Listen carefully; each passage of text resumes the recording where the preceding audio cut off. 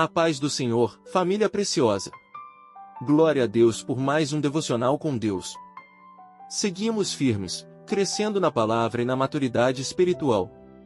Hoje o Senhor nos chama a olhar para uma caminhada real.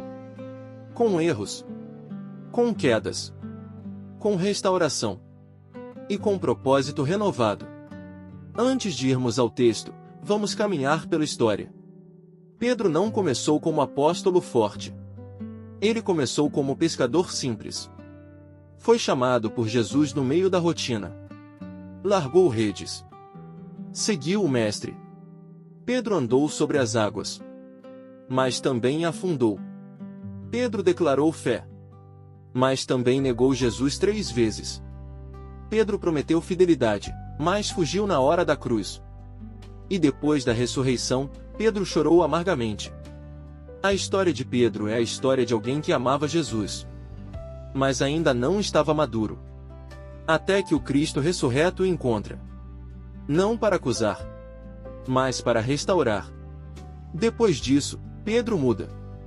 É cheio do Espírito Santo. Se torna líder, pastor, coluna da igreja. E anos depois, já maduro, ele escreve sua carta. Não como pescador, não como impulsivo, mas como alguém que foi moldado pelo sofrimento e pela graça. Vamos à leitura do texto bíblico. Primeira carta de Pedro, capítulo 5, verso 10. E o Deus de toda graça, que em Cristo vos chamou à sua eterna glória, depois de haverdes sofrido um pouco, Ele mesmo vos há de aperfeiçoar, confirmar, fortificar e fundamentar. A primeira carta de Pedro foi escrita para cristãos que estavam sofrendo perseguição. Crentes espalhados, pressionados, cansados. Pedro escreve para encorajar, fortalecer, ensinar que o sofrimento não anula o chamado. O tema central da carta é perseverança com esperança. Pedro fala de alguém que sofreu, não como teórico, mas como testemunha viva.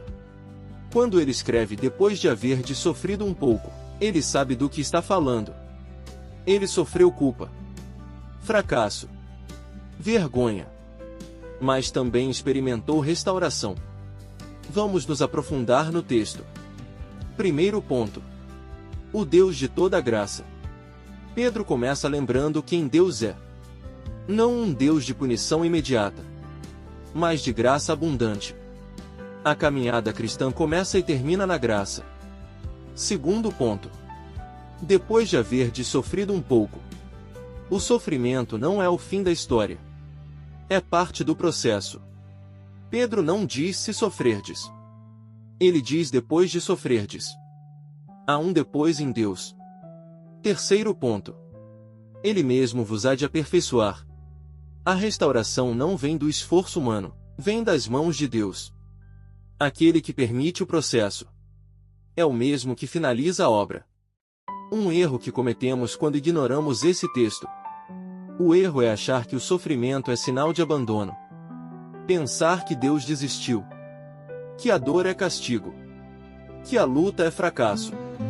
Pedro nos ensina que Deus trabalha no meio da pressão. 3 bênçãos profundas que Deus revela nesse texto. Primeira bênção: o sofrimento não é permanente. Ele diz um pouco. Não é para sempre. Deus limita o tempo da dor. Segunda bênção: Deus usa o sofrimento para nos firmar. A fé amadurece na prova. O caráter se fortalece na resistência. Pedro só se tornou firme depois de ser quebrado. Terceira bênção: o fim do processo é estabilidade espiritual aperfeiçoar, confirmar, fortificar, fundamentar. Deus não apenas levanta, Ele estabelece. Jesus é o centro dessa mensagem. Foi Ele quem chamou Pedro. Foi Ele quem restaurou Pedro. Foi Ele quem sustentou Pedro. E é Ele quem sustenta você hoje. Se você está sofrendo, cansado, questionando, lembre-se: há um depois em Deus. O mesmo Jesus que restaurou Pedro está trabalhando na sua história. Deus te abençoe. E seguimos juntos em mais um devocional com Deus.